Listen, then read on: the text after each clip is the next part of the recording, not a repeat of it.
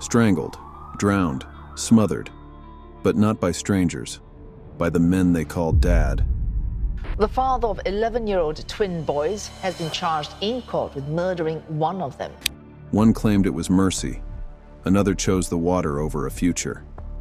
For R. Mazdandrasian Sr., you are a failure as a father, you are a failure as a man, and you are a failure as a human being. And one? He kept a secret for nearly a decade, as the bodies added up. These stories aren't just tragic, they're chilling. This was one of the biggest criminal cases in Detroit for years. This is Dads Who Killed Their Kids, Part 4.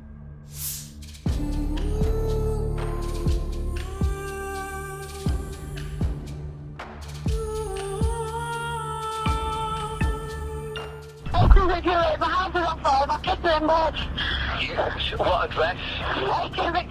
18 Victory Road, and the kids are inside. In the early hours of May 11th, 2012, flames tore through the Philpott home on Victory Road, Derby. Inside, 6 children, Duane, 13, Jade, 10, John, 9, Jack, 7, Jesse, 6, and Jaden, 5, were sleeping.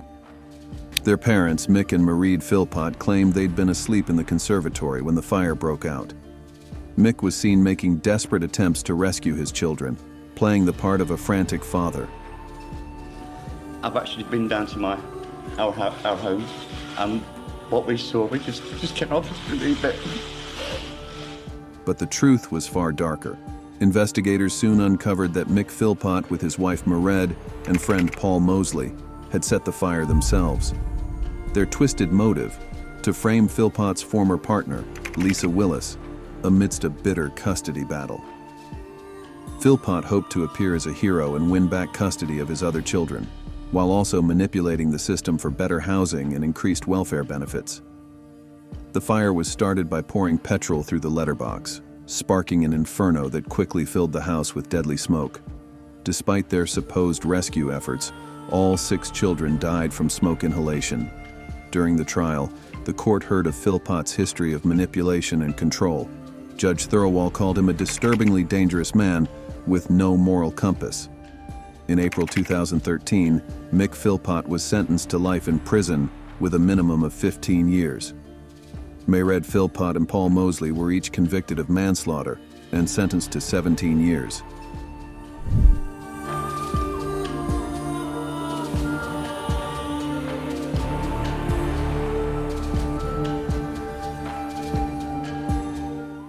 On January 21, 2022, in Singapore's Upper Bukit Timah district, 11-year-old twin brothers, Ethan and Aston Yap, were found dead in a canal near Greenridge Crescent Playground. Their father, Xavier Yap Jung Haon, a former Ministry of Defense manager, had strangled both boys. Yap later told authorities he believed he was relieving his wife's burdens and protecting his sons, who had been diagnosed with autism, from future suffering, fearing they might be neglected or bullied after he and his wife were gone.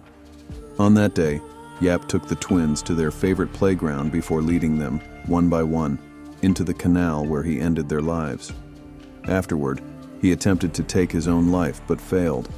In a desperate bid to mislead investigators, Yap fabricated a story about a random attack, prompting a police search that ultimately proved fruitless.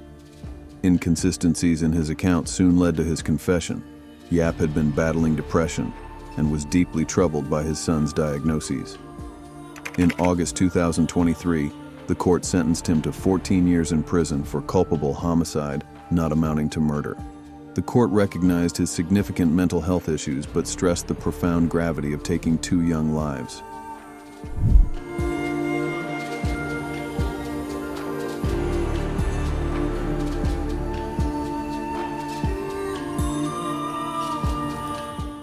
What drives a father to the brink of tragedy?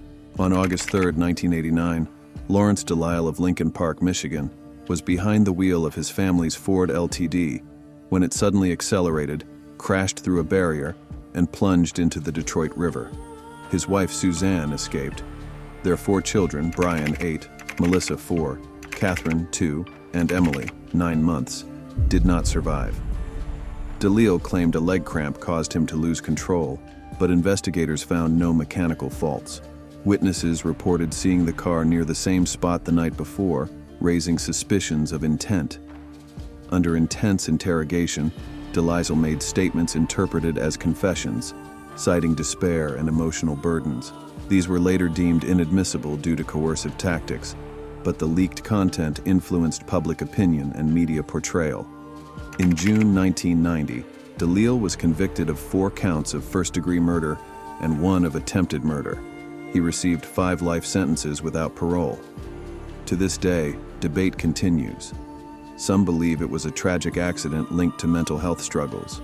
Others, including his ex-wife, insist it was deliberate. In 2024, DeLille's plea for clemency was denied.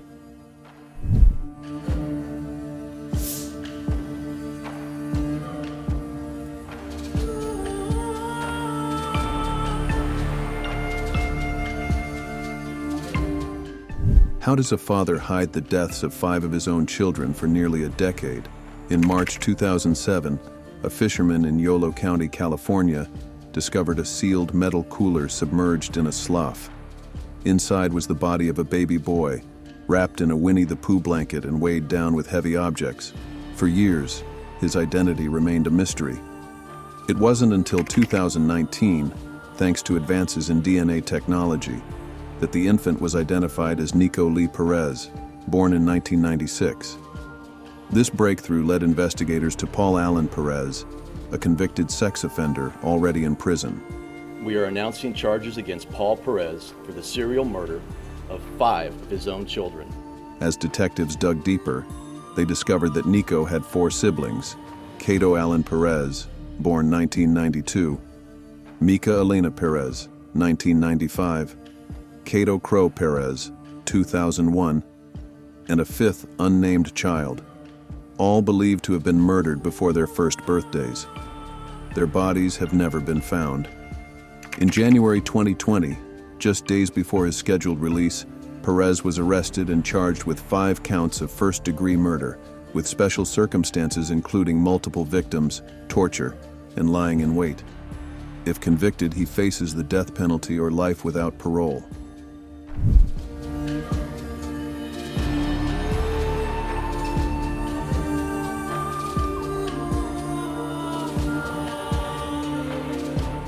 What kind of father turns a day of joy into a night of horror? On April 21, 2017, 5-year-old Aramazd Piki Andresian Jr. was last seen leaving Disneyland with his father, Aramazd Andresian Sr. The next morning, Andresian Sr. was found unconscious in a South Pasadena park, his car doused in gasoline, and his son missing. He claimed memory loss, but investigators were immediately suspicious. Be brave, honey. Know that Mama and a lot of people are working very hard to bring you home. As the search for Piki intensified, heartbreaking details emerged. Authorities learned that Andresian Sr., locked in a bitter custody battle, had killed his son near Lake Cachuma in Santa Barbara County, an act prosecutors described as revenge against his estranged wife, Ana Estevez. The exact method of the murder remains officially unconfirmed due to the condition of Piki's remains, but Andresian Sr. later admitted responsibility. In the weeks that followed, Andresian Sr. tried to mislead police and staged his own suicide attempt. Meanwhile, he spent time in Las Vegas, attending shows and skydiving, while Ana Estevez and the community held vigils and searched desperately for Piki. After his arrest in June 2017, Andresian Sr. eventually led investigators to his son's body. In August, he pleaded guilty to first-degree murder and was sentenced to 25 years to life in prison. Ana Estevez, shattered by grief. For Aramazd Andresian Sr., you are a failure as a father, you are a failure as a man, and you are a failure as a human being. These weren't crimes of passion. They were deliberate, calculated, and worst of all, committed by the people their victims trusted most. So we ask again, how does a father become the very thing his children feared? Let us know what case left you speechless in the comments below. If stories like this shake you to the core, subscribe, like, and share to support this channel. And don't forget, we've only scratched the surface. More chilling stories are coming soon. Thank you for watching.